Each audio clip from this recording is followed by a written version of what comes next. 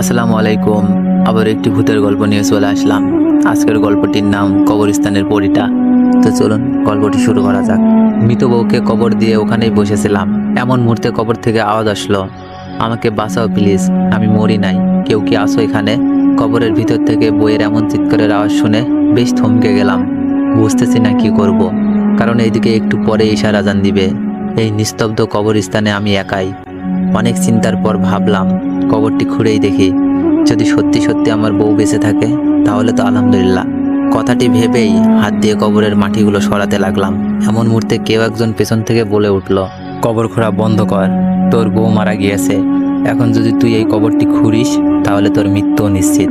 কথাটি শুনেই পিছনে তাকিয়ে দেখি কেউ নেই সেখানে, শুধুমাত্র আমি ছাড়া। মনে ভয় ঢুকে গেল, তাই আর কবরটি না খুঁড়েই দৌড়ে বাড়ি চলে আসলাম। কাউকে বুঝতে দিলাম না, নিশ্চুপ হয়ে শুয়ে রইলাম।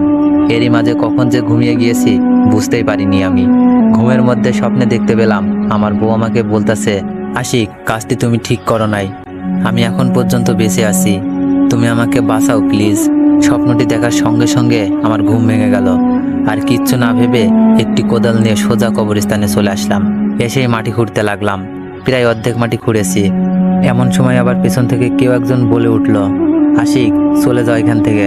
এইবার সাহস নিয়ে বললাম, সাহস থাকলে আমার সামনে এসে কথা বল, এমন চোরের মতো লুকিয়ে কথা বলিস না। তবুও আমি সামনে গেলে তুই হার্ট অ্যাটাক করবি, এটাই ভালো হবে, চলে যা।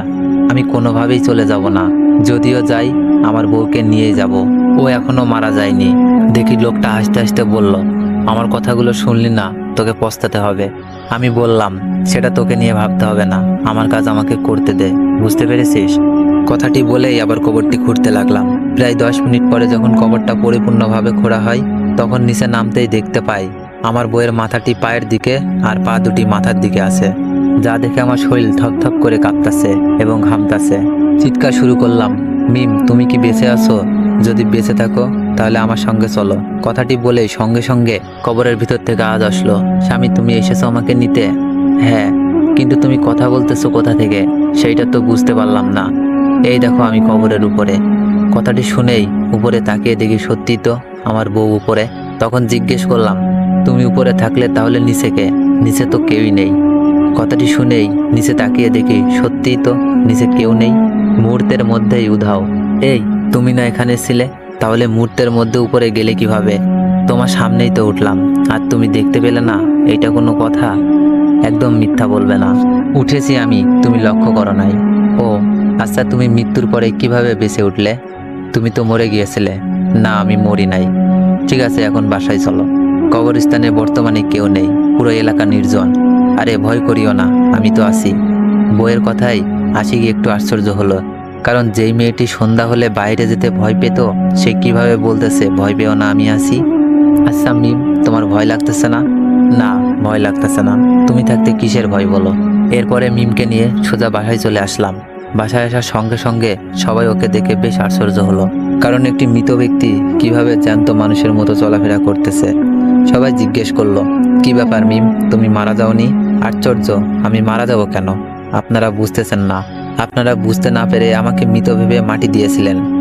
ও যাক, আল্লাহ তোমাকে বাঁচিয়ে রেখেছে, এইটা দেখে আমরা খুশি হলাম। তাই?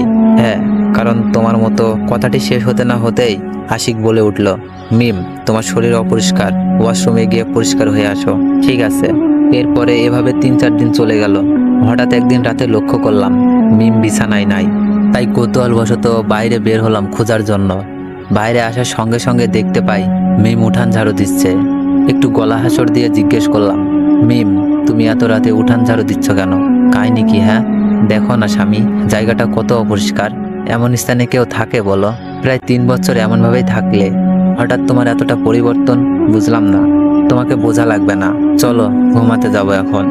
কথা বাড়ালাম না, মিমের সঙ্গে ঘুমিয়ে পড়লাম। পরের দিন সকালবেলা উঠে একটু বাইরে যেতেই শুনতে পেলাম কবরস্থান থেকে লাশ হারিয়ে যাচ্ছে। সেই লাশগুলো আবার একটি পুকুর পাড়ে পাওয়া যাচ্ছে, কিন্তু লাশের চোখ দুটি করেই নিখোঁজ। কথাটি শুনে একটু ভয় পেলাম মনে। তার সামনে না গিয়ে সোজা বাসায় আসলাম। বাসায় এসে দেখি মিম বাসায় সব কাজ করতেছে। বুঝলাম না, যেই মেয়েটা কাজকে ভয় পেত সেই মেয়েটা কিভাবে এত কাজ করছে। এমন মুহূর্তে মা এসে বলে, আশিক, বাবা তোকে কিছু কথা বলতে চাই আমি। হ্যাঁ মা, বলো, কি বলবা? বাবা, মিমের কথাবার্তা আচার আচরণ বেশ অদ্ভুত হয়ে গিয়েছে। যেই মেয়েটা কোনো কাজ পারতো না সে এখন সব কাজ করছে, আবার বলে আরো কাজ থাকলে বলো আমাকে। মায়ের কথা শুনে আমিও বেশ অবাক হলাম, কারণ আমিও এইসব পরিবর্তন দেখতেছি মিমের মধ্যে। মা, আমি দেখতেছি এ ব্যাপারটা, তুমি চিন্তা করিও না। সারা দিনটি যাওয়ার পরে রাত্রে মিমকে বললাম, মিম তুমি কি সত্যি আমার বউ? মিম বলে, এমন অদ্ভুত প্রশ্ন শুনে মিম উত্তর দিল, তুমি যে কেমন প্রশ্ন করো আমার কাছে উত্তর থাকে না। তাই এই তুমি এখন ঘুমাও তো, আমার ভীষণ ঘুম পাচ্ছে এখন। কথাটি শুনে ঘুমের ভান করে থাকলাম, আর মনে মনে ভাবলাম আমাকে জানতেই হবে মিমের আসল কাহিনীটা কি। কবর থেকে উঠে আসার পরেই কি এমন হলো? এইভাবে চিন্তা করতে করতে রাত 12টা বেজে গেল। এমনও মুহূর্তে দরজা খোলার শব্দ পেলাম, তাই সঙ্গে সঙ্গে উঠে পড়লাম। উঠেই দেখি মিম একটি সাদা শাড়ি পরে কোথায় যেন যাচ্ছে।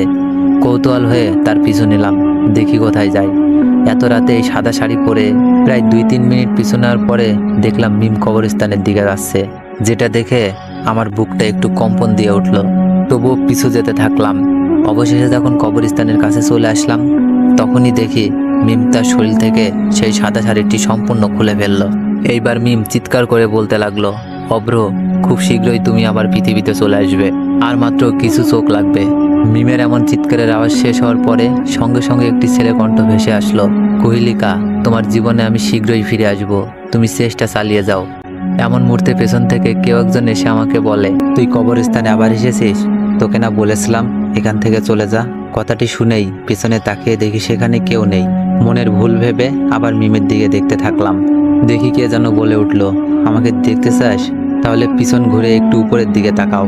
কথাটি শুনেই আশিক পিছনে ঘুরে একটু উপরে লক্ষ্য করতেই বেশ আশ্চর্য হলো, কারণ একটি বয়স্ক লোক যে কিনা একটি গাছের উপর থেকে অন্য গাছের উপরে শুয়ে আছে, যার পরনে সাদা পাঞ্জাবি, মাথায় সাদা টুপি এবং পুরো গাল জুড়ে ধপধপ সাদা দাড়ি।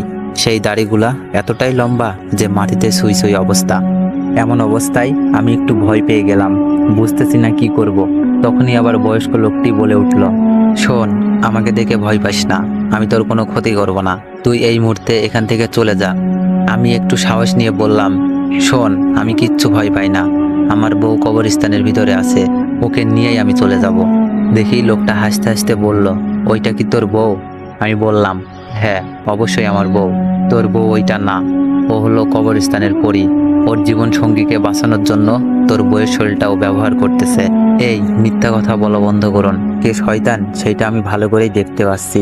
লোকটা বলল, আমার চলে যাওয়ার সময় হয়েছে, সাবধানে থাকিস, আমি চলে গেলাম। কথাটি বলেই লোকটি ক্ষণিকের মধ্যেই কোথায় যেন হারিয়ে গেল। সেই দিকে তেমন নজর না দিয়ে মিমের কথাবার্তা আবার শুনতে লাগলাম। দেখতে পাচ্ছিলাম মিম যেই না কবরস্থানে প্রবেশ করবে এমন সময় কবর থেকে কিছু সাদা পাঞ্জাবি পরা লোক বেরিয়ে আসলো, যা দেখা মাত্রই মিম বলতে লাগলো, শোন, তোরা আমার কোনো ক্ষতি করতে পারবি না, এর থেকে ভালো হয় আমার পথের বাধা না দেওয়াই। কবরস্থান থেকে বেরিয়ে আসা লোকগুলো শুধুমাত্র একটি কথাই বলতে থাকে, তুই আমাদের ক্ষতি করিস না, এখান থেকে চলে যা, আমাদের একটু শান্তিতে থাকতে দে দয়া করে। মিম হাসতে হাসতে বলল, শান্তিতে অবশ্যই থাকবি, আর মাত্র 20টি ব্যক্তির চোখ লাগবে আমার, তাহলে চলে যাবো আমি চিরতরে। কি? লোকগুলো বলল, আরো 20টি ব্যক্তির চোখ লাগবে তোর?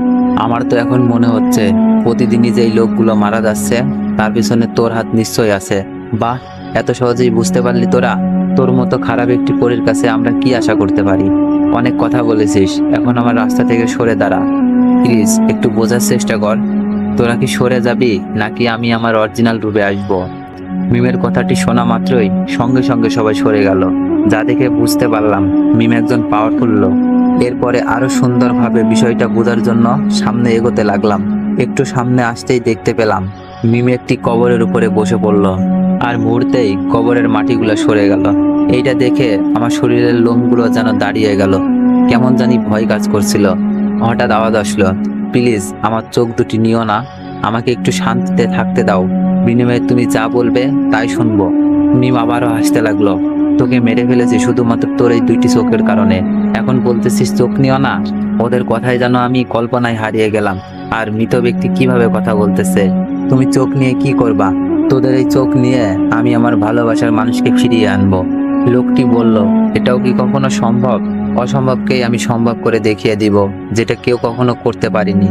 কথাটি বলেই মিম তার হাত দুটি মৃত ব্যক্তির চোখের ভিতরে ঢুকিয়ে দেয়। মুহূর্তের মধ্যেই চোখ দুটি বাইরে বের করে আনলো। এইসব কিছু দেখে আমার কাছে স্বপ্ন মনে হচ্ছিল। চোখ দুটি তোলার সঙ্গে সঙ্গে সেই মৃত ব্যক্তিটি চিৎকার করে বলতেছে, আমাকে একটু শান্তিতে থাকতে দাও প্লিজ। কিন্তু কে শোনে কার কথা? মিম চোখ দুটি নেওয়া মাত্রই কবরস্থান থেকে বাইরে চলে আসলো। সেই চোখ দুটি আবার কবরস্থানের বাইরে যে পানি খাওয়ার নলকূপ ছিল সেখানে ফেলে দিল। এরপরে আবার কবরস্থানে এসে সেই মরদেহটি টেনে টেনে পুকুর পাড়ে নিয়ে যায় এবং মরদেহটি সেখানে রেখে মুহূর্তের মধ্যে গায়েব হয়ে যায় মিম। এখন বুঝতে পারলাম এই মিম আসলে আমার সত্যিকারের বউ না, আমার বউ মারা গিয়েছে। এই শয়তান পরীটা আমার বউয়ের রূপ ধারণ করে চলাফেরা করতেছে। তো মিমের এমন গায়েব হয়ে দেখে আমি সঙ্গে সঙ্গে সেই নলকূপের কাছে চলে আসি। সেই নলকূপের ভিতরে একটু তাকাতেই দেখতে পাই যে ওর ভিতরে 5-6টা চোখের মতো রাখা হয়েছে। চোখগুলোর সঙ্গে চোখ রাখতেই কেমন জানি মনে হচ্ছিল ওরা আমাকে কিছু বলতে চাচ্ছে কিন্তু বলতে পারছে না। এখানে কিছু 18+ কথা যোগ করা হয়েছে, তার জন্য আমি দুঃখিত।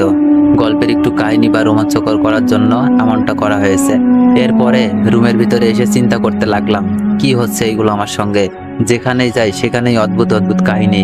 এমনও মুহূর্তে মিম আসলো রুমে। আশিক, তোমার কি মন খারাপ? কেমন জানি মুখটা গোমরা করে বসে আছো। আচ্ছা মিম, ধরো কোনো একটা খারাপ জিন বা পরী আমাদের উপর আক্রমণ করতে চাচ্ছে, তখন আমরা কিভাবে তার হাত থেকে রক্ষা পাবো? আমার এমন প্রশ্ন শুনেই একটু থমকে গেল মিম। কি হলো মিম, বলো না। শোনো, যদি কোনো অদৃশ্য শক্তি তোমার ক্ষতি করতে চাই তাহলে তার থেকে বাঁচার একটি উপায় আছে। কি উপায়?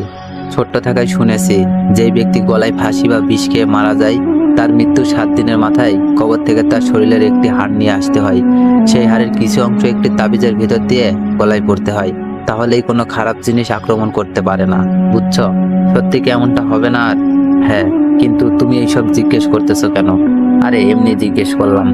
আচ্ছা মিম, আমি একটু বাজারে গেলাম, ফিরতে সন্ধ্যা হবে। ঠিক আছে, সাবধানে যেও। আসার সময় কিছু খাবার নিয়ে আসিও আমার জন্যে। ঠিক আছে মিম, নিয়ে আসবো, চিন্তা করিও না। কথাটি বলেই আশিক বাজারে না গিয়ে সোজা কবরস্থানে চলে আসে। কবরস্থানে এসেই আগে সেই নলকূপের কাছে চলে যায়। নলকূপের কাছে এসে আবারও দেখতে পাই সেই চোখগুলো কিচিরমিচির শব্দ করতেছে। এইবার আগ্রহে একটু কাছেই গেলাম। দেখতে পেলাম চোখগুলো আমার দিকে অপলক দৃষ্টিতে তাকিয়ে আছে। ভয়ে সালাম দিয়ে উঠলাম, আসসালামু আলাইকুম। আশ্চর্যভাবে সেই নলকূপ থেকে আওয়াজ আসলো, ওয়ালাইকুম আসসালাম। আরো ভয় পেলাম, তাই সরে আসতে লাগলাম। দেখি ওখান থেকে আওয়াজ আসলো, ভয় পেও না, আমরা তোমার কোনো ক্ষতি করব না।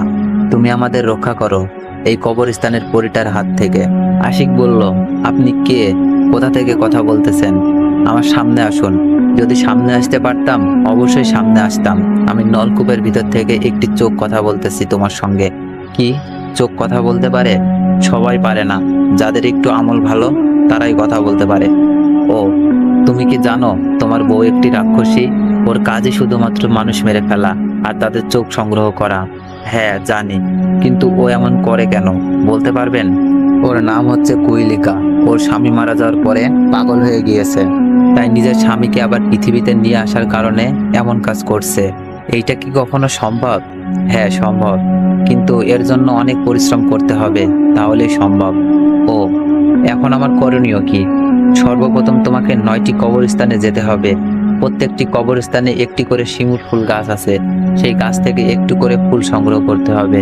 ওকে, নিয়ে আসবো। তুমি যতটা সহজ ভাবতেছো এই কাজটি ততটাও সহজ না। এর প্রত্যেকটি ধাপেই আছে বাধা, যেই বাধাগুলো তোমাকে অতিক্রম করতে হবে। কি বলেন? হ্যাঁ, এরপরে তোমাকে এই পরীর বাম হাতের একটি আঙুলের রক্ত নিয়ে আসতে হবে। ঠিক আছে, আমি চেষ্টা করব। যদি তোমার এই কাজের মধ্যে একটুও ভুল হয় ওই পরীটি তোমাকে মেরে ফেলবে। ও শোনো, এই সব কিছু তোমাকে একাই করতে হবে। যদি সম্পূর্ণ করতে পারো তবেই আমরা মুক্তি পাবো এখান থেকে। আমি আপনাদের মুক্ত করেই ছাড়বো, কথা দিলাম। এখন তাহলে আসি। এরপরে বাড়িতে আসার সময় মিমের জন্য কিছু খাবার নিয়ে আসলাম। বাড়িতে এসে দেখি মিম রুমের মধ্যে শুয়ে আছে। আমাকে দেখা মাত্রই বলল, আশিক তুমি এসেছো? হ্যাঁ আসলাম, এই নাও তোমার খাবার। আচ্ছা আশিক, তোমার কাছে একটা জিনিস চাইবো, আমাকে দিবা? কি জিনিস সেটা বলো। তোমার চোখ দুটি আমার চাই। তোমার চোখ দুটি আমার ভীষণ পছন্দ হয়েছে। মানে? আরে কিচ্ছু না, এমনি বললাম। মানে তোমার চোখ দুটি অনেক সুন্দর, এই জন্য বলছিলাম তোমার চোখ দুটি আমাকে দিবা। এমন মুহূর্তে মা ডাকলো, তাই রুম থেকে বের হয়ে মায়ের রুমে আসলাম। বলো মা। বাবা, প্রতিদিন আমাদের এলাকায় একটি করে গরু এবং একটি করে মানুষ মারা যাচ্ছে। তুই বাইরে থাকিস না, তোকে নিয়ে আমার অনেক ভয় হয়। আচ্ছা মা, ঠিক আছে, তুমি চিন্তা করিও না। কথাটি বলেই আবার রুমে চলে আসলাম। রুমে আসা মাত্রই দেখি মিম নেই, তাই ওকে খোঁজার জন্য বাইরে চলে আসলাম। বাইরে এসে দেখি ও বাজারের দিকে যাচ্ছে, তাই আমি ওর পিছু পিছু যেতে লাগলাম। বেশ কিছু দূর যাওয়ার পরে মিমের সঙ্গে একটি ছেলের দেখা হয়ে যায়। ছেলেটিকে দেখা মাত্রই মিম বলতে থাকে, তোকে আমার ভীষণ পছন্দ হয়েছে, এই মুহূর্তে তোর রক্ত পান করবো আমি। ছেলেটি মিমের এমন কথা শুনে ঠাস করে একটি থাপ্পড় মেরে দেয়। ছেলেটি চড় মেরে বলল, পাগলামি করার জায়গা পাও না, আমার সঙ্গে পাগলামি করতে এসেছো? এইটা দেখে মিম বেশ রাগান্বিত হয় এবং সেখানেই পরিরূপে চলে আসে। যা দেখে ছেলেটি যেই চিৎকার করতে যাবে, এমন সময় মিম তাকে একটি আছাড় মেরে ওখানেই মেরে ফেলে আর বলে, আমাকে থাপ্পড় মারিস? এইসব দেখে কি করব আমি বুঝতে পারছিলাম না, কারণ এমন মৃত্যু আমি কখনোই দেখিনি। এরপরে মিম অদৃশ্যভাবে একটি তলোয়ার নিয়ে আসলো এবং ছেলেটির গলা কেটে ওর রক্তপান করতে লাগলো। বেশ কিছুক্ষণ রক্তপান করার পরে আবার কি যেন মনে করে ছেলেটির শরীর থেকে চামড়া খেলাতে লাগে, যাকে বলে চামড়া ওঠাতে লাগে। এইটা দেখে শরীরের লোম ক্ষণিকের মধ্যেই দাঁড়িয়ে গেল, কারণ ভয় লাগা শুরু হয়েছে আমার। তোর শরীর থেকে চামড়া আলাদা করার পরে যেই না কেটে ফেলা মাথাটি থেকে চোখ আলাদা করতে যাবে, এমন মুহূর্তে আমি একটু কাশি দেই, আর সঙ্গে সঙ্গে মিম কাশির শব্দ শোনার সঙ্গেই মিম সেই মৃত লাশটিকে ছেড়ে আশিকের দিকে চলে আসতে লাগে। এইটা দেখা মাত্রই আশিক নিশ্চুপ হয়ে সেখানেই থাকে। এইদিকে মিম ওখানে এসে তন্ন তন্ন করে খুঁজতে লাগে, কিন্তু কাউকে পায় না এবং আশিক সেখানেই ছিল। দেখতে না পাওয়ার কারণ একটু পরে বুঝতে পারবেন। খুঁজে না পাওয়ার কারণে মিম সেই লাশটির কাছে গিয়ে তার চোখ দুটি তুলে নেয় এবং কবরস্থানের দিকে রওনা হয়। কবরস্থানে এসে আবার সেই নলকূপের কাছে গিয়ে চোখ দুটি ভিতরে ফেলে দেয়। এমনও মুহূর্তে নলকূপের ভিতর থেকে আওয়াজ আসলো, কুইলিকা, তোর মরণ খুব শীঘ্রই আসতেছে, আমাদের কিচ্ছুটি করতে পারবি না তুই, কখনোই তোর মনের ইচ্ছা পূরণ হবে না। মিম বলে, আমার সঙ্গে পাঙ্গা নিবে এমন লোক এই পর্যন্ত পৃথিবীতেই জন্ম নেয়নি। মিম হাসতে লাগে, দেখা যাবে কি করতে পারিস তুই। সেই চোখগুলোর কথার কোনো রিপ্লাই না দিয়ে মিম সামনে আসতে লাগে। তো একটু সামনে আসতেই আশিক দেখতে পায় সেই পুরোটা মিমের সামনে দাঁড়িয়েছে। মিম, শোন। হ্যাঁ বলো, কি বলবা? তুই যে এই কাজটি করতেছিস এটা কখনোই সম্ভব না, আমি তোর বাবা বলতেছি, এমন কাজ আর করিস না। মিম বলে, আমি আমার ভালোবাসার মানুষকে এই পৃথিবীতে আবার মানুষ রূপে আনতে চাই, এইটা আমার শেষ কথা। তো এদের দুজনের কথা আশিক বোঝা যায়, এরা বাবা এবং মেয়ে। বুঝলাম, কিন্তু আশিকের জীবনটা নষ্ট করতেছিস কেন? ওর তো কোনো অপরাধ নেই। বাবা, ওর সঙ্গে থাকাটি বর্তমানে আমার প্লাস পয়েন্ট, কারণ ওর বইয়ের ভেসে থেকে আমাকে সম্পূর্ণ করতে হবে। বাবা বলল, যদি আশিক সব কিছু জানতে পারে তখন কি করবি? ওকে মেরে ফেলবো। তোকে নিয়ে পরিলোকে আমি গর্ব করতাম, আমার মেয়ের মতো ভালো এবং সৎ মেয়ে পৃথিবীতে নেই, আর সেই মেয়ে তুই। বাবা, একটি কথা বলি। হ্যাঁ বল। আচ্ছা বাবা, আমার কেন জানি মনে হচ্ছে এখানে আমরা দুজন ছাড়া আরো একজন ব্যক্তি আছে যে আমাদের কথা শুনতে পাচ্ছে, কিন্তু আমরা দেখতে পাচ্ছি না। বাবা হাসতে লাগলো। বাবা, হাসতেছো কেন? বলো না এখানে কি হচ্ছে? হ্যাঁ, এখানে আমরা দুজন ছাড়া আরো একজন ব্যক্তি আছে যে আমাদের কথা শুনতে পাচ্ছে, আমাদের দেখতে পাচ্ছে, এবং আমিও তাকে দেখছি। কি? সেই লোকটি একদিন তোকে শেষ করে দিবে যদি তুই এই মৃত্যুর খেলা বন্ধ না করিস। বলো এখানে কে আছে? প্লিজ প্লিজ বাবা, প্লিজ। এইটা আমি বলতে পারবো না, তবে মাথায় রাখবি একজন তোকে সব সময় ফলো করতেছে, কিন্তু তুই তাকে ধরতে পারবি না, দেখতেও পারবি না। তোমার কথা বুঝতে পেলাম, তুমি তোমার মেয়ের বিপক্ষে চলে গিয়েছো, তো যেটা ইচ্ছা সেইটা তুই ভাবতে পারিস। বাবা, তুমি না বললেও আমি খুঁজে বের করব কে সেই মহান ব্যক্তি যে আমার পিছে লেগে আছে, বরং আমি দেখতে পাচ্ছি না। কথাটি বলেই মিম অদৃশ্য হয়ে গেল। আবার সঙ্গে সঙ্গে মিমের বাবা বলে উঠল, আশিক তুমি দাঁড়াও একটু ওখানেই বাবা। কথাটি শুনেই আশিক সেখানেই থমকে যায়, কারণ আশিক লুকিয়ে থাকার পরেও মিমের বাবা কিভাবে বুঝলো? শোনো, চিন্তার কিচ্ছু নেই, মিম এখান থেকে চলে গিয়েছে, এছাড়া ও তোমাকে দেখতে পারবে না। আশিক জিজ্ঞেস করলো, আচ্ছা মিম আমাকে কেন দেখতে পারলো না? কারণ নলকূপের ভিতরের চোখগুলো তোমাকে কিছু পাওয়ার দিয়েছে, খারাপ কিছু তোমাকে দেখতে পারে না কবরস্থানে বা কোনো খারাপ কাজ করার সময়। আশ্চর্য, আমাকে ওরা কখন এমন পাওয়ার দিল আমি তো নিজেই বুঝতে পারছি না। কাল তুমি যখন এদের সঙ্গে দেখা করতে যাচ্ছিলে, এমন মুহূর্তে কি ওই চোখগুলা তোমার দিকে তাকিয়েছিল? হ্যাঁ, তাহলে ওই সময় দিয়েছে যেটা তুমি বুঝতে পারো নাই। আচ্ছা, তুমি আমার দিকে তাকিয়ে কথা বলছো না কেন? কারণ আপনার ওই বড় বড় চোখ আর লম্বা দাড়ি, আবার আপনি এতটাই বড় যে আপনার দিকে তাকাতেই পাচ্ছি না ভয়ে। ভয়ের কোনো কারণ নেই, আমি তোমার কোনো ক্ষতি করব না, এইটা বিশ্বাস রাখতে পারো। বিশ্বাস করি, কিন্তু আপনাকে একটি কথা জিজ্ঞেস করতে চাই। বলো, কি জানতে চাও? মিম আপনার মেয়ে, কিন্তু আপনার মতো একজন বাবা থাকতে মিম এমন হলো কেন? আসলে বাবা, কি হয়েছে, মিম একটি ছেলেকে ভালোবাসতো, তার নাম ছিল অভ্র। বেশ ভালোই দিন যাচ্ছিল, হঠাৎ একদিন দমকা হাওয়া এসে অভ্র মারা যায়। তারপর থেকেই আমার মেয়েটি পাগলের মতো হয়ে যায়, কারোর কথা শোনে না, মুখে শুধুমাত্র একটি কথা, আমার অভ্রকে ফিরিয়ে দাও। আমি অভ্রকে অনেক ভালোবাসি, ওকে ছাড়া বাঁচবো না। এরপরের মাথায় একটি ধান্দা, অভ্রকে সে ফিরিয়ে আনবে। এটা কি কখনো সম্ভব? হ্যাঁ, আমাদের দুনিয়াতে সম্ভব। এর জন্য কঠোর পরিশ্রম করতে হবে, তাহলেই হবে। তো গল্পটির পরবর্তী পার্ট খুব তাড়াতাড়ি আসবে। তো সবাই একটু ভিডিওটিতে বেশি বেশি কপি লিঙ্ক করে দিয়েন।